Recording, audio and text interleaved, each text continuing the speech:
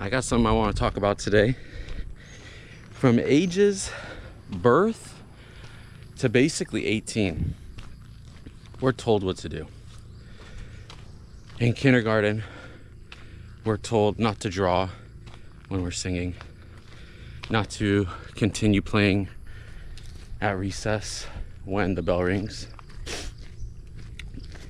In middle school, we're told, at least in America, now we have 6 periods and 6 different teachers instead of just one.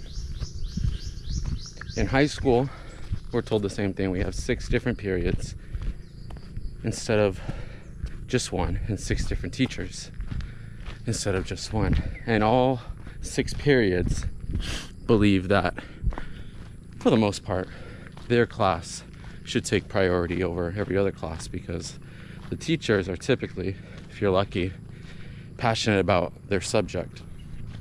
So a history teacher has the right to think that history is important because, well, history shows that history repeats itself. The science teacher believes that science is important because if you want a long life and longevity, you should be aware of these things. The math teacher thinks math is important because, well, once you get older, you need money, which leads me to my next point. Then you go to college, you're supposed to choose your major. But bro, no one talks about how we've been told what to do our entire life. And we've been encouraged to listen to that as well. Then it's like when you hit 18 or 17, if you're younger than most of your classmates, it's like, okay, time to decide. And it's like, what do you mean time to decide? I had 0 practice deciding for myself. I don't know what decision I make that makes me feel a certain way that was correct versus a decision that I made that was a poor decision, and how that felt at the initial thought process of it. And so now we have all these kids, and if you're 18 to 25, you're still a kid in my eyes. We have all these kids that have to decide for themselves for the first time ever. I feel like people should be sort of introduced into making decisions for themselves as they're growing up, not at an instantaneous moment. And I remember personally, I graduated, and I'm an emotional, sensitive guy, and I called my dad into my room, and I go, I'm not ready for college. They've been encouraging college. I'm like, I'm not ready for college. I'm not ready to live on my own. I don't even know what I'm supposed to be studying or doing. And he said, pick a major, and I don't know what to pick. And my dad was like, well, you have a job lined up right out of high school, which was better than I was, because my dad, when I asked him the same question that you just asked me, he said, get a job. And he goes, you already have a job. He goes, you're already one step ahead of the game. Which should go to say that parents try to do their best to raise their children. You know, in my dad's eyes, I was one step ahead of the game. I got a job, you know, whether I liked the job or didn't like the job. Hold on, we got some serious risk action going on here. It was still a job. So for my dad, you know, if I was transported to the moment he graduated high school, he would think I'm ahead of the game because I already have a job. But in my head, I'm like, man, I don't even know what I'm supposed to be studying. I don't know what job I want. And then we have to select that job that we want. It's sort of like a little fast forward button, and you have to just hope and pray that when you press stop and play, that it turns out how you wanted it to. But sometimes it doesn't, and you want to rewind and you can't rewind.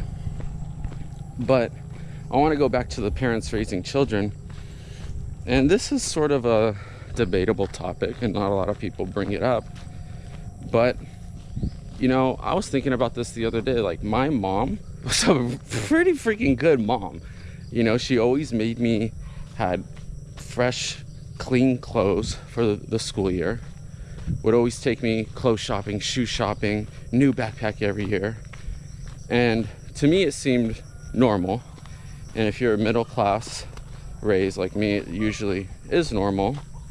But I didn't see what that really did, which was prevent me from an instance of bullying, which sometimes happens when some students have to wear the same uniform or same clothes that they wore for the past 2-3 years, or the same shoes, or use the same backpack, just because, you know, $50, $80 every year for a new backpack isn't a priority. But one thing that really sort of bugs me is when people would say, oh, you were sheltered growing up. You didn't have to go through what I went through. You know, I had and I'm just giving a random example, maybe like I had an alcoholic dad and my mom left and didn't want to raise me and I had to fend for myself. And I have empathy for that. But at the same time, I should be praised as well for having good parents that made good decisions, going back to decision making. And I got lucky.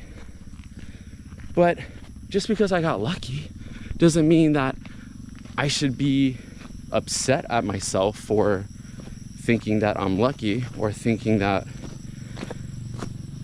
I had a better childhood than someone else that I met, and I should, you know, feel guilty about that, and instead praise them and raise them up. But maybe it's just because everyone wants to be praised and raised. But it just sort of bugs me when people were saying, oh, you're sheltered. Oh, you didn't have to work in college. I tried to work in college. I tried to work part-time. I even tried to work when I was 15, trying to convince my dad to get me a worker's permit. And because during the summer, there's just nothing to do than play computer games. I was in Silicon Valley, so we were raised on computers and electronics. And I remember my dad told me, he said, you're gonna be working all your life. Enjoy your summer, enjoy waking up late, enjoy having breakfast your mom cooks you, or the cereal that's provided. But sometimes my mom would cook me breakfast on the weekends. And enjoy just not having to worry. And, you know, there was an itch in me, like I loved making money. I loved making my own money. And school, we were kind of encouraged to read the books that they gave us, which is like Beowulf, Fahrenheit, whatever. I didn't read that one. Everyone else did. What other dumb books did they make us read? To Kill a Mockingbird. And if you had the choice for SSR, silent sustained reading, you know, you were encouraged to read, you know, the vampire series or Harry Pooper. And none of that really interests me. I tried reading it. One, I'm more of a audio guy. I'm not so much a reader. It takes me about 1 minute to read a page, but I still try to read just because I think it's a good exercise for my small pea brain. But no one told me until I was like 23, I believe. Yep, 23. That there was a whole other genre of books that wasn't about history, that wasn't about math, that wasn't about science, that wasn't about fictional stories, that wasn't about things that didn't interest me. Now I'm getting mud in my shoes, I can feel it. And I remember this professor who was in college. He told me, I go, I want to get better at handling money. He's like, well, how much credit card debt do you have? I go, I have good credit, but I don't have any debt. He goes, what are you worried about? I go, I want to just get better at managing money and making money. He goes, He goes, go to the library and look up Look up this guy, mosquitoes. Look up this guy, not, his name isn't Mosquito, that was a mosquito on my leg. Look up this guy named, white dude, gray hair, Brian Tracy. He goes, just pick any of his books. And he goes, in fact, if you're like me, pick any of his audiobooks. And once I Googled Brian Tracy, I was introduced to other people that were similar to him. And then I'm like, these books are amazing, like sales techniques, how to talk to people. So then I started to get introduced to other people by talking to this with other students. Oh man, I can't remember his name. He was a Filipino guy in college, super cool, super smart, super funny. And one day, I think we went out after our project. We were the only drinkers. We went to have a beer. And I told him, I go, hey, have you heard of Brian Tracy? He goes, no. He goes, who's that? And I told him, and he goes, oh, he goes, that's like self-help. I'm like, self-help? He goes, I'll tell you about a book. He goes, this book even got me my girlfriend now. I go, what? And he goes, How to Win and Influence Friends by Dale Carnegie. And I read the book, and it was something I kind of already did. But, I mean, in summary, it's just being rewired to be genuinely interested about someone else and asking them questions, genuine questions. But if you read the book, I should probably reread it.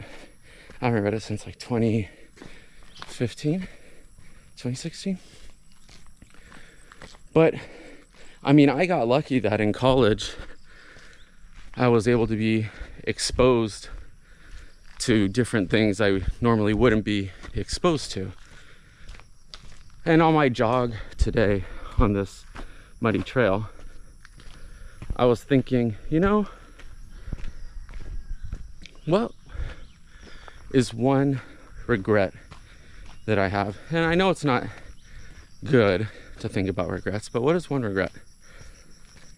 And luckily, I don't have much, but I think the one that kind of sticks out is whether or not it was the right decision to go to college.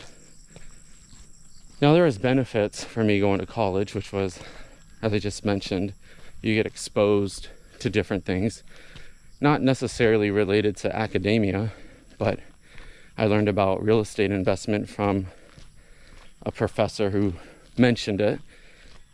And I mentioned it to one of my other friends. I was like, hey, have you ever heard about this thing called real estate investing? And he was like, oh yeah. He goes, if anything, you should talk to your buddy Eric about it. He was like, my good buddy from college. And so I asked him, and it turned out like his dad was a broker, and then that's how I got introduced. But if I wasn't in those positions to be exposed, I would have never even known that this was like a thing. But another part of me was like, was it a waste of time?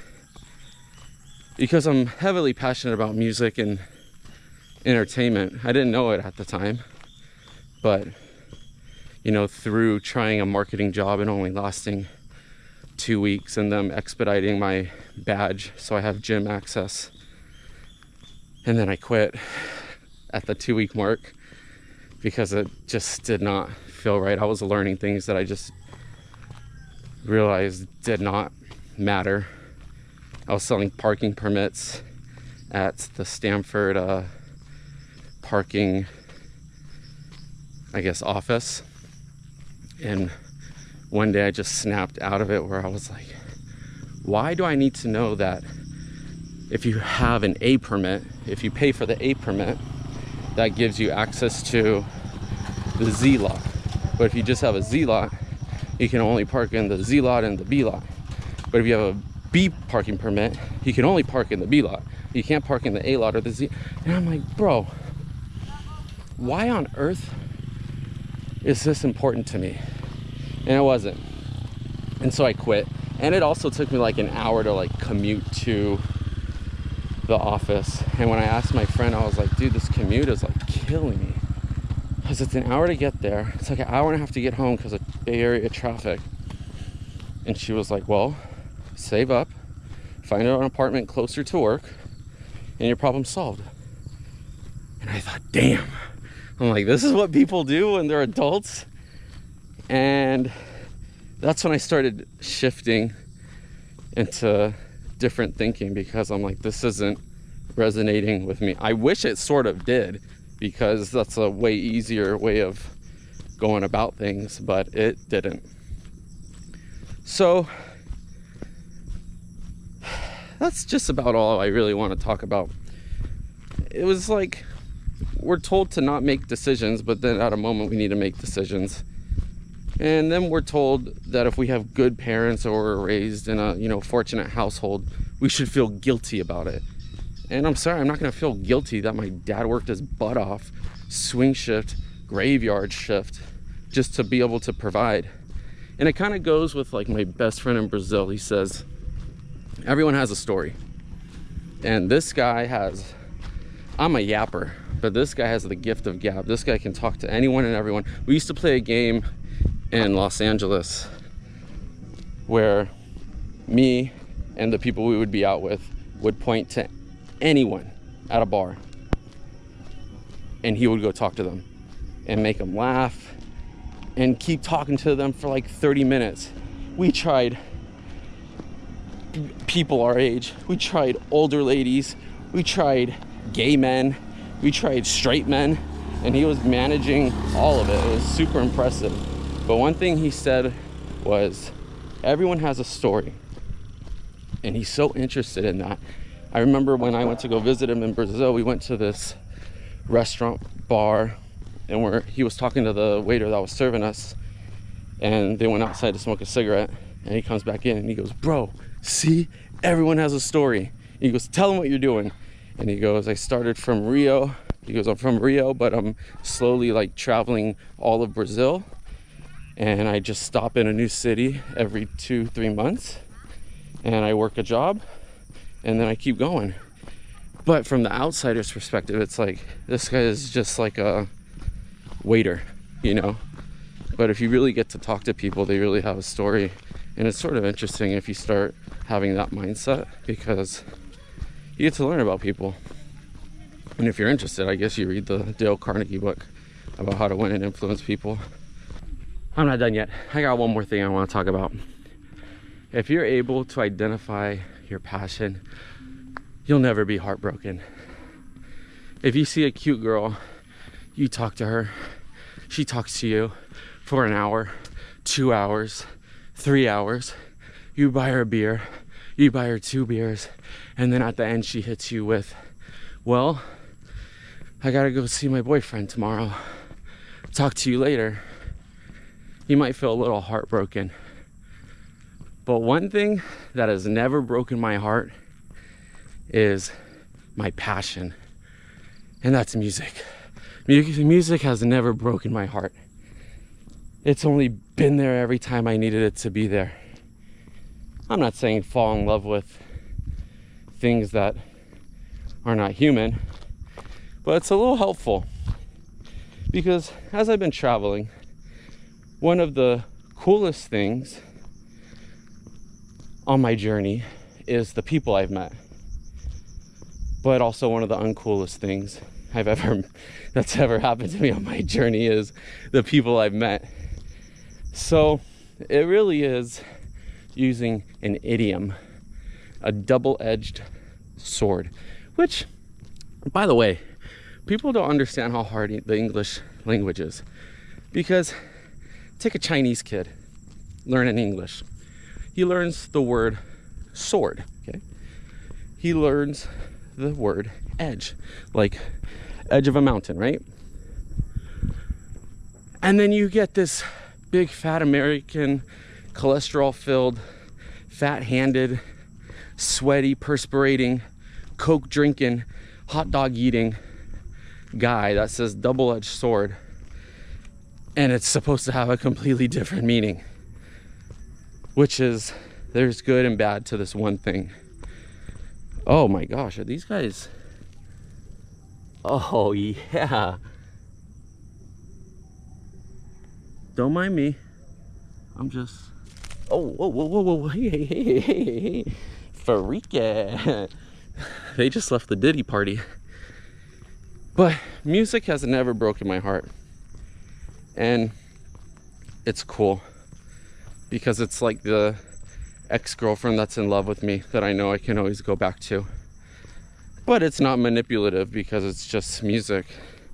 But it's nice to be brokenhearted and have an outlet, or be let down and have an outlet. And if you don't have one, and I've only met one person who's had this issue, and I am lucky that I found my passion, because we were playing tennis one time, and after we were talking, she goes, so what are you gonna do tonight? I go, oh, I'm probably gonna make music. And she goes, you're so lucky. I'm like, lucky? I go, I make music, but I don't make music that makes money. She goes, no, you're lucky you have a passion. She goes, I'm not passionate about anything. I go, what? I go, you like tennis? She's like, I like tennis, but I don't want to do it every day. I'm like, you like dogs? She goes, no. That's Sarah. I like cats. I'm like, you're right. But the point is, there was no thing that she would rather be doing no matter what. And that was like mind-boggling to me. And it's not like she didn't try a bunch of different things. She joined so many different clubs in college, but she just never found her passion. She'd be cool to talk to about this. But, you know, I'm lucky that I have my passion, and I think if you don't have one, just try a bunch of different things. Going back to like one of my earlier videos, maybe do what the girl from Germany did. She wasn't from Germany, Saudi Arabia. And she just started doing everything that she didn't like. So maybe start doing something you don't like. If you hate flying, maybe take a pilot course, become a pilot. Maybe it changes, maybe it doesn't. Maybe I'm just yapping. I'm yapping.